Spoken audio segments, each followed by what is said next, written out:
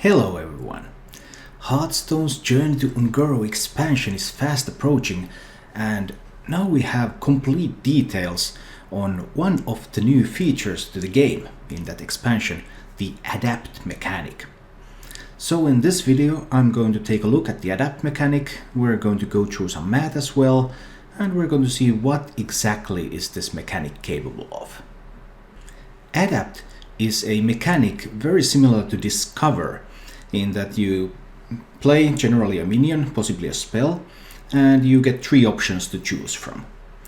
In case of Adapt, the pool of options that you have from which you make the choices is always fixed. So there are 10 total options, and of those 10 you are presented with 3 options to choose from.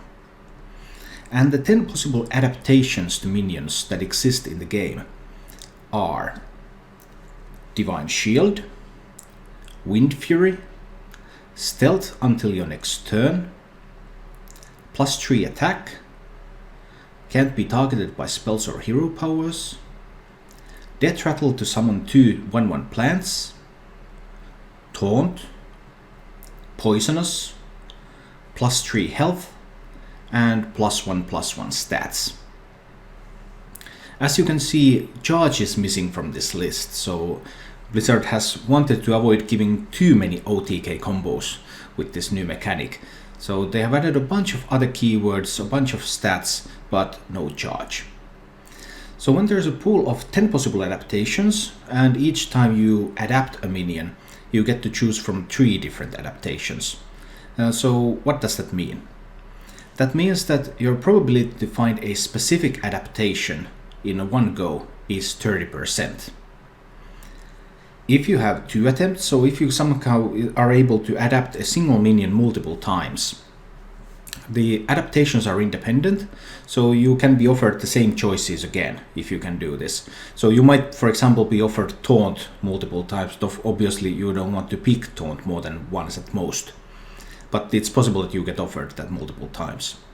So if you're offered multiple adaptations for a single minion, the percentage chance that you can find a specific one, if you really need a Taunt for example, with 1 attempt it's 30%, with 2 attempts it's 51%, with 3 attempts it's 66%, with 4 attempts it's 76%, and finally with 5 attempts it's 83%. In theory there could be more, but I have chosen the figure 5 for a reason. We will see that later when we look at the minions that we are going to be adapting. So first of all, there are minions that adapt themselves. Just basic minions. You play the minion, you get those stats, it gets one of your choices in addition to that. Then there are also going to be minions that adapt other minions, such as the Crackling Razormaw. Crackling Razormaw is actually a pretty interesting minion. It's a new Hunter 2-drop. A 2-mana 3/2 with a battle cry to adapt a friendly beast. Hunter is receiving a couple of new 1-drop beasts in the expansion, and there are also some existing 1-drop beasts such as the Alley Cat and the Fiery Bat. And so the probability that you will have a 1-drop beast if you decide to run many of these on turn 2 still left alive on the board is actually quite reasonable. So Crackling Razormaw can be used in the early game. It can be quite a big buff actually. Say you play a 3/2 on 2, let's say you have a Fiery Bat on the board and you give it +3 health, make that a 2/4. So now suddenly you have quite a decent board, you're able to actually trade in the board, start playing the board control game. So Crackling Razormaw is an interesting buff card to help in the early game, and it can also be an interesting buff card to help in the late game. So say you have a Savannah Highmane on the board, you want to give that a Divine Shield to make it trade, you want to give that Stealth so that you can hide it for a lethal potential next turn. Lots of interesting applications with this one. In addition to minions that adapt themselves or minions that adapt someone else, there are also minions that are able to adapt multiple times. So there's, for example, Volcanosaur and Ravenous Pterrordax. Both of these minions adapt themselves twice. Ravenous Pterrordax looks to be more interesting one of these, at 4 cost 4/4. So technically, if you get the right adapt choices, you could make that elusive 4 mana 7/7. The meme just keeps going on. It goes on forever. Say you want to pick up specific adaptations, because these minions adapt twice, so you have 51% chance to get the specific one you want. So if you really need a taunt when you play one of these minions, for example, you only get it half the time. And then you could also start wondering, okay, I want to make a stealth killer. I want to give this minion Wind Fury and Stealth, so that it can punch some real big damage next turn. Let's say we play the Volcanosaur on 7. We're playing Paladin, we want to Dinosize it on 8, so we're going to go to face for 20 next turn with the Wind Fury. But not that often actually. When you get 2 picks, if those both have to be specific choices, then you only have a 16% chance to create this stealth killer. Not great odds on that one.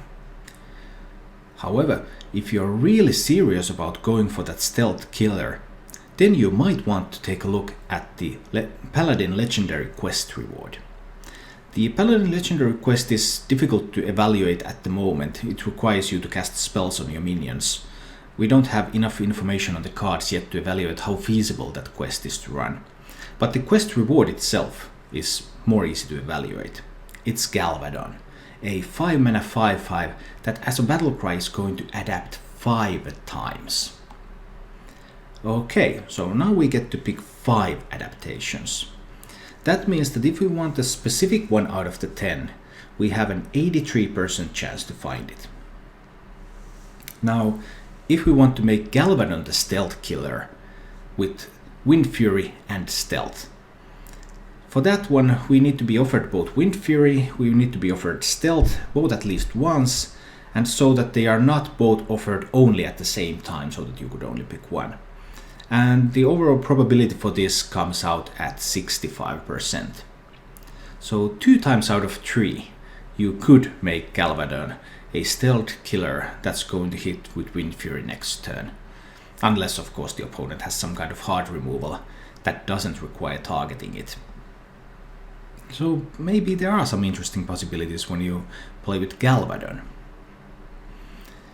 Finally, there are also cards that allow you to adapt multiple minions at once. There's the Gentle Megasaur, which adapts your Murlocs. There's the Druid spell Evolving Spores, which adapts whatever minions you have on the board. And there's the Paladin minion Lightfuse Stegodon, which adapts your Silverhand recruits. All of these work with a single adaptation choice.